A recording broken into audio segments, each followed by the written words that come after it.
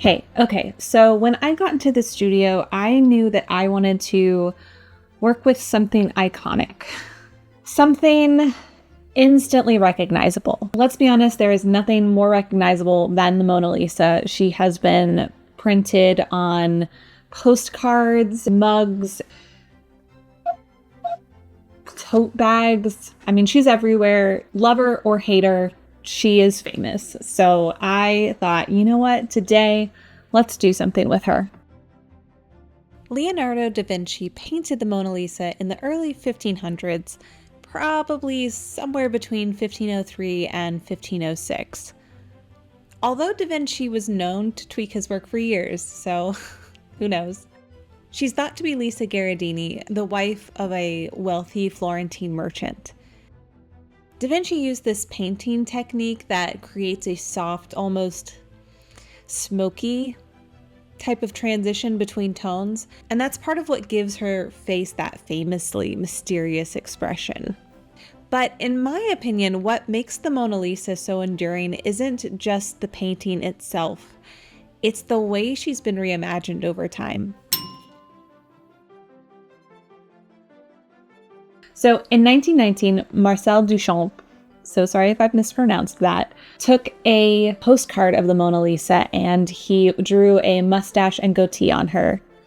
He called it LHOOQ, which, when read aloud in French, sounds something like LHOOQ. It roughly translates to "she's hot in the butt." It was totally irreverent, but it was also a powerful statement. Duchamp and the Dada artists were pushing back against the idea of untouchable masterpieces, and they were challenging what art could even be.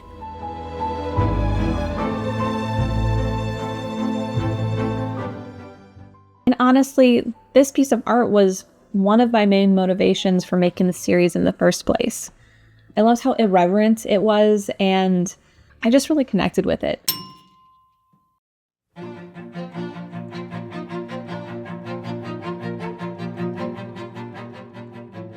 After pulling out some words, one of the first things that I found was this pair of sunglasses, which I really loved because of the Baroque style frames that they were in. I thought they looked a lot like museum art frames.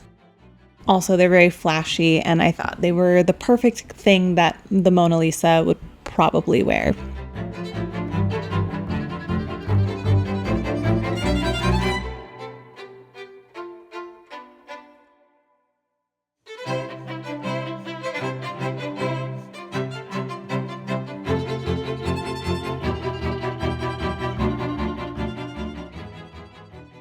I cut out the inside of the frames as well as the outside, and this was super finicky and hard to do.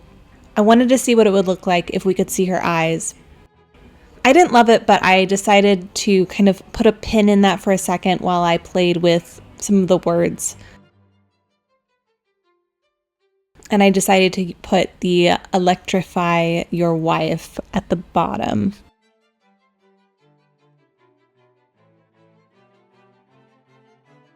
I found this page with this great exclamation of "oh," and I thought that sounded like it could go with "electrify your wife."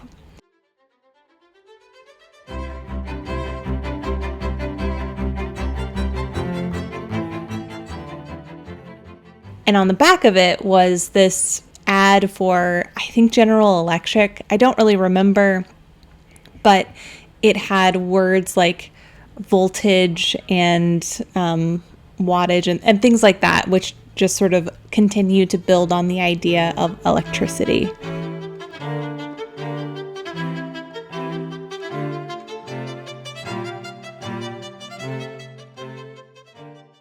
Once I couldn't stall any longer to look for new pieces, I began to cut her out.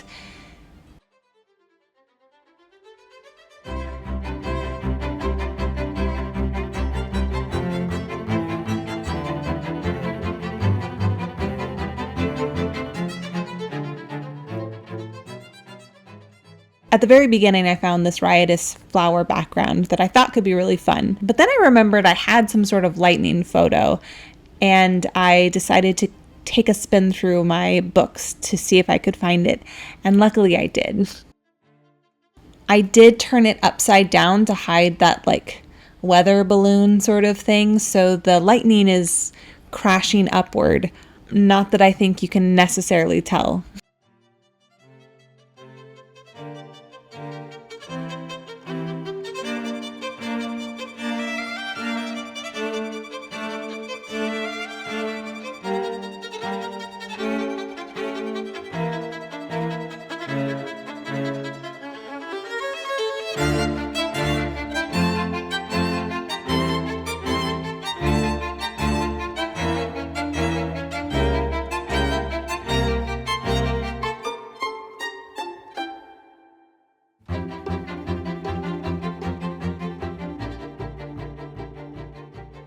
I cut around her hand a little bit with my X-Acto knife to try to set the words inside the scene a little bit more. I don't know that it's very obvious, to be honest.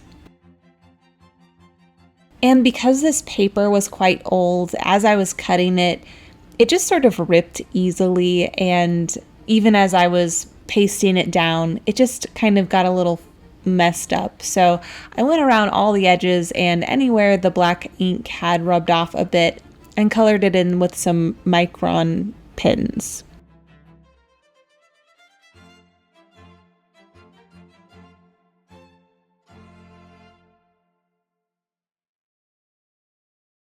Very much inspired by Duchamp, I wanted to give this artwork a saucier sort of meaning, and I just really liked the idea of taking something very ethereal and classic and giving it a more pop art 1980s ad feel.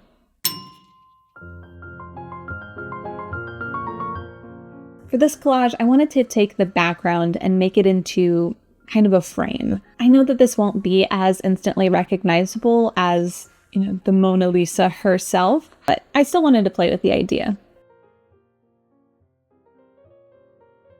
I started this one off by just looking through some of my pieces that were on the side of my desk, and because I was working on masterpieces, this masterpiece was just sort of already there. I tried laying it sideways and seeing if I could coax out the feeling of a figure inside using the horizon, but I don't know. I don't think I was really that successful. I also tried to put in this camera head. If you know, you know, this ding dang camera has been on almost every collage for ages now, as I've tried to use it, but in this case, I thought maybe it was sort of like a stand-in for eyes, or, the idea of viewing the world. I searched through my little book of pieces and found this mouth to add and gave that a shot.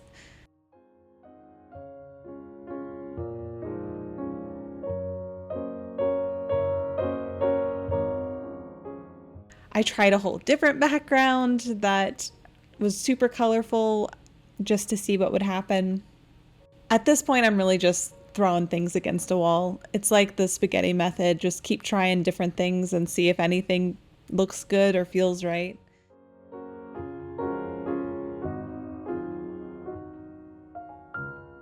I ended up pulling out my National Geographic book and trying some of the backgrounds out in a few spots.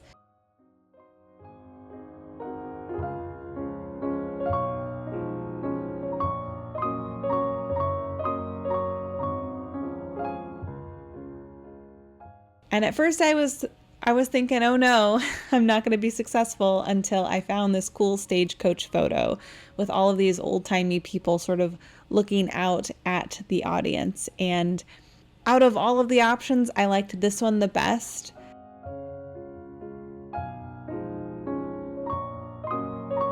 Sometimes I feel like I make something not necessarily because I think that the outcome is the most beautiful thing, but the idea behind it has me more excited.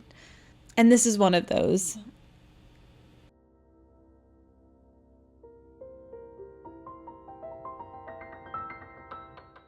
So I pasted it down, trimmed off the edges, and then I popped on the words that I think kind of bring a little bit more meaning to the piece.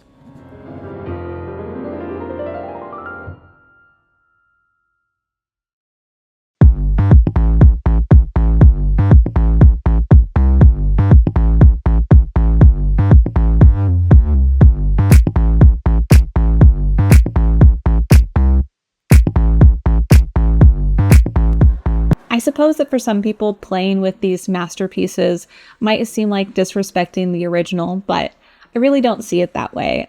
To me, it's about acknowledging the legacies of past work, but also reinterpreting it into a modern context. I think that we run the risk of viewing art as something that only exists in galleries and museums. It only becomes art as long as someone else thinks it's valuable. But at the end of the day, art is something that exists inside us, and it's brought out into the world through the work that we do in our own studios. And it's important even if no one else sees it. Okay, I think that's it. Thank you so much for watching. If you like this sort of thing and want to watch me make more masterpieces out of masterpieces, then check this playlist out. Or if you just want to relax a little longer in the studio with me, then watch this video. Okay, bye. See ya. Bye.